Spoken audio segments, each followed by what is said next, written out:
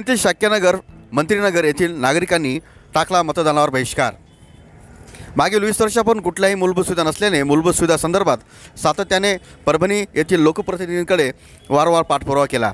तसेच प्रशासनाला वेळोवेळी निवेदन देऊन देखील कुठलीही दखल आजपर्यंत घेतली नाही। या कारणाने शहरातील मंत्रीनगर व शाक्यनगर येथील नागरिकांनी विधानसभेच्या निवडणुकीच्या मतदान करणार नाही अशी घोषणा केली आहे आणि मतदानावर बहिष्कार टाकला आहे।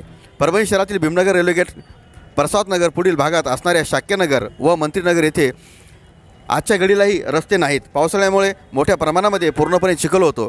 येण्या जाण्यासाठी सुद्धा खूप मोठ्या अडचणी निर्माण होतात। जागोजागी खड्डे होतात। कुठल्या रुग्णाला हॉस्पिटलला जाण्यासाठी खूप मोठी अडचण निर्माण होते। यासह विविध समस्यासंबंधी वेळोवेळी नागरिकांनी महापालिका प्रशासनाला निवेदन दिले। तसेच लोकप्रतिनिधींना सुद्धा निवेदन देत विनंती केली असून अजूनही कुठल्याही सुविधा देण्यात आलेल्या नाहीत। म्हणून मतदानावर बहिष्कार टाकण्याचा निर्णय घेतला असे माध्यमांशी बोलताना इथल्या नागरिकांनी सांगितलं आहे। काय मागण्या तुमच्या नेमक्या भागामध्ये? ही वसाहत 2005 पासून इथे वसलेली आहे। तेव्हापासून महानगरपालिकेने कुठल्याच नागरी मूलभूत सुविधा आम्हाला पुरवलेल्या नाहीत। त्या संदर्भात आम्ही अनेक वेळा महापालिकेकडे पाठपुरावा केला, परंतु त्यांनी ती दाद दिली नाही। परंतु टॅक्स मात्र आमच्याकडून वसूल करून घेतात। घरपट्टी नळपट्टी आम्ही वेळेवर भरतोय, त्याप्रमाणे त्यांनी या ठिकाणी रस्ते नाल्या आणि विजेच्या दिव्याची सोय केलेली नाही। मिळेल तिथून लोकांनी आपली व्यवस्था केलेली आहे। महापालिका बिलकुल आमच्याकडे लक्ष देत नाही। अक्षम्य असं दुर्लक्ष या वसाहतीकडे महापालिकेने केलेलं आहे। म्हणून आम्ही घटनेने दिलेल्या मूलभूत हक्क मिळवण्यासाठी येत्या 20 नोव्हेंबरच्या विधानसभेच्या निवडणुकीच्या मतदानावर खरं तर जे उमेदवार निवडून येतात आतापर्यंत आलेत गेलेत त्यांच्या विरोधात आम्ही सर्व मंत्रीनगर पूर्वीचं आता शाक्यनगरी आम्ही नामकरण केलेलं आहे। येथील सर्व नागरिकांनी येत्या निवडणुकीच्या मतदानावर बहिष्कार घातलेला आहे। या संदर्भात माननीय जिल्हाधिकारी यांना आम्ही निवेदन दिलेलं आहे 7/11ला, परंतु त्यांनी अद्याप त्यांचा प्रतिनिधी या वसाहतीकडे आलेला नाही। फक्त त्यांनी 2 पत्र व्हॉट्सअपवर वाटं लावलेत की तुम्ही इथं मिटिंगला या, तुम्ही इथं मिटिंगला या। परंतु आमचं असं म्हणणं आहे, आमच्या समस्या आमच्या गल्लीच्या आहेत, तुमच्या कार्यालयात बसून त्या समस्या तुम्हाला कशा समजतील? तशा लेखी स्वरूप तर आम्ही दिलेलेच आहेत। तुम्ही तुमचे प्रतिनिधी इथं पाठवा। तुमचे प्रतिनिधी आले त्यांना आम्ही प्रत्यक्ष दाखवू आणि आमच्या सर्वांच्या समोर तुम्ही 4 लाईनचं आम्हाला एक लेखी पत्र द्या, अशी आमची महत्त्वाची मागणी आहे। किती वर्ष झालं आपल्या या कॉलनीला इथे? ही कॉलनी 2005 पासून या ठिकाणी वसलेली आहे। त्या भागात आमच्या जवळपास नाही का मला येऊन येतं। मी 2008 इथं रहिवाशी आहे। 2008 पासून मी इथं राहायला तेव्हापासून इथं काहीच नाही। रोड नाहीत, नाल्या नाहीत, पाणी नाही, मेन लाईटीची सोय नाही।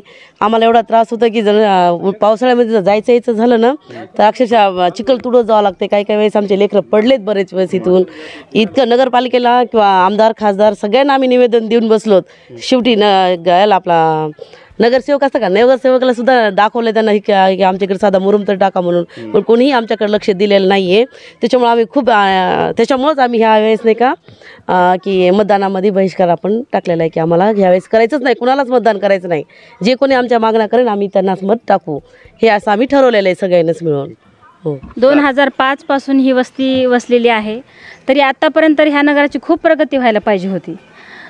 कोणी नगरसेवक पण दखल घेत नाही ना, काही नाही। आम्ही खूप वेळेस निवेदन दिलं आणि त्यांनी नारळ फोडून गेले, खूप काही असं आमदार नारळ फोडून गेले, पण त्यांनी दखल नंतर काहीच घेतली नाही।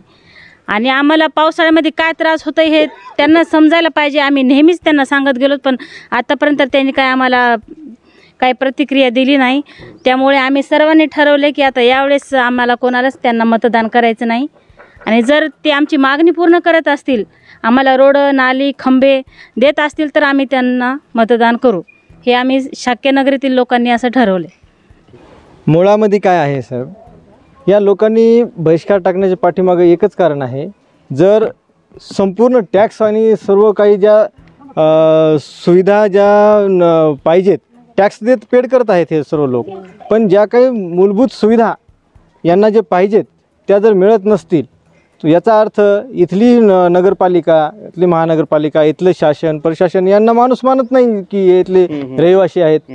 म्हणजे यांचे जे मूलभूत अधिकार आहेत हे मूलभूत अधिकार जर यांना मिळत नसतील तर मग का ह्या लोकांनी तुमच्या इलेक्शन पुरतंच तुम्हाला मतदान द्यावं. आणि शासनाने जे मूलभूत सुविधा पुरवायच्या आहेत त्या न पुरवता जर लोकांना केवळ जनावरासारखं, आता तुम्ही जर बघितली ही परिस्थिती इथली सर्व, तर जनावरं राहणार नाहीत अशा उकंडे हे नाले इथं निर्माण झालेले आहेत.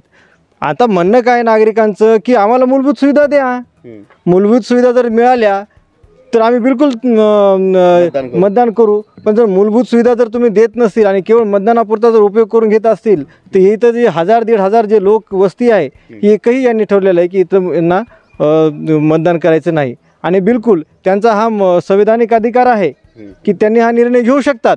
आणि शासनाला जर वाटत असेल येणाऱ्या इलेक्शन हे जर कायदेशीररित्या व्हावं तर शासनाने यांची दखल घ्यावी, या ठिकाणी यावं आणि या ठिकाणी येऊन हे सर्व ज्या काही सुविधा आहेत जर त्यांना आचारसंहितेमध्ये जर काम करता येत नसेल तर तसं त्यांनी लेखी द्यावं की बाबा आम्हाला की या आचारसंहितेमध्ये आता काम करता येत नाही, पण आचारसंहिता संपल्याच्या नंतर इलेक्शन झाल्याच्या नंतर आम्ही ह्या दिवसापासून ह्या तारखेपर्यंत तुमचं काम सुरू करू आणि संपवू.